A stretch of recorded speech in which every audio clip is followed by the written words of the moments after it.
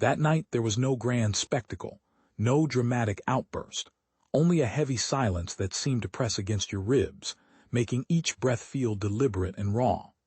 Beyond the glass walls of the executive floor, Chicago's city lights shimmered like scattered diamonds, and in the space between the distant hum of fluorescent bulbs and the soft thud of closing elevators, a quiet moment arrived that would gently reroute two lives forever. It started with something small, a torn skirt, a moment of panic, and the fragile kind of dignity that wavers when pride and vulnerability meet head-on.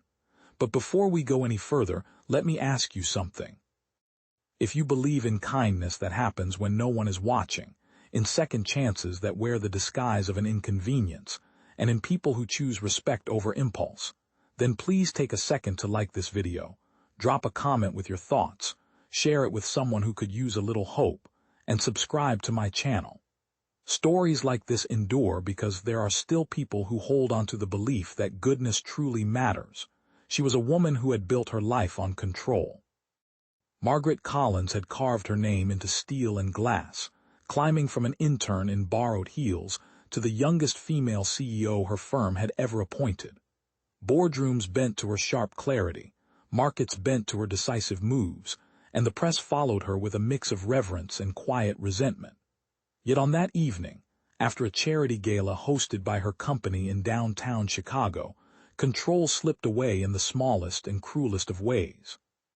As she stepped out of the car and ascended the marble stairs back into the office to collect documents she had forgotten, the sudden, sharp sound of fabric tearing cut straight through her composure. No one else noticed it, but she felt it immediately, like a crack running through her armor.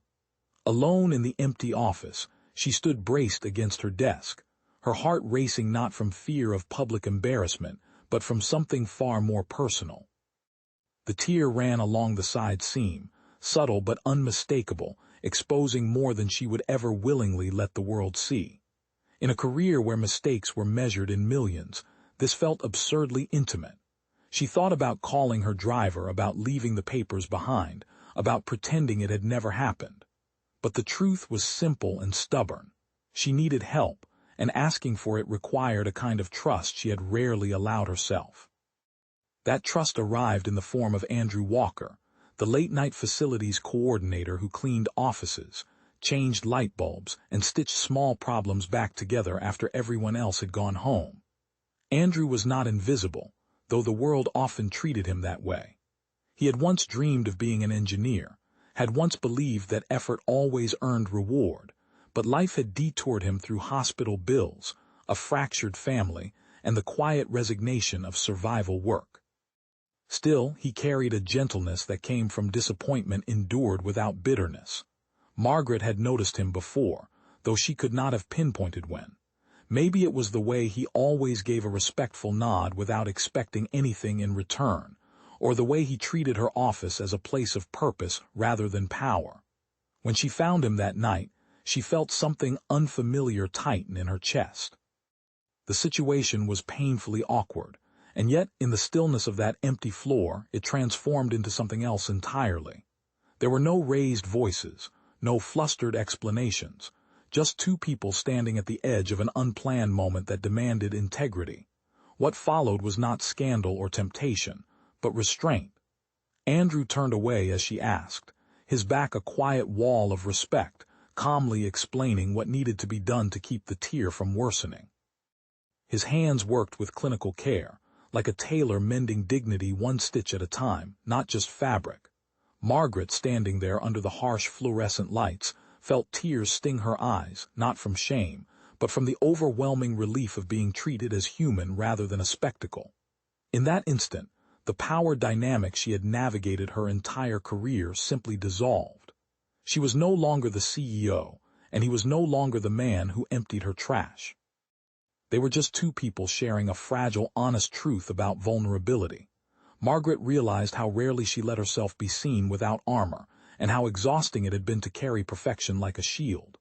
Andrew, for his part, felt something he had not allowed himself in years, the sense of being useful in a way that actually mattered. After that night, nothing changed immediately, and yet everything did. The skirt was repaired, the documents retrieved, and they parted without ceremony. But Margaret found herself noticing Andrew more often, asking his name, thanking him with a sincerity that caught them both off guard. Andrew walked a little taller, reminded that decency still held value even when no one was watching. Their paths crossed in small ways, shared elevators, exchanged smiles, but the memory of that night lingered like a quiet promise. The challenges they each faced were not dramatic, but deeply human. Margaret wrestled with loneliness at the top, with the nagging suspicion that admiration often masked resentment.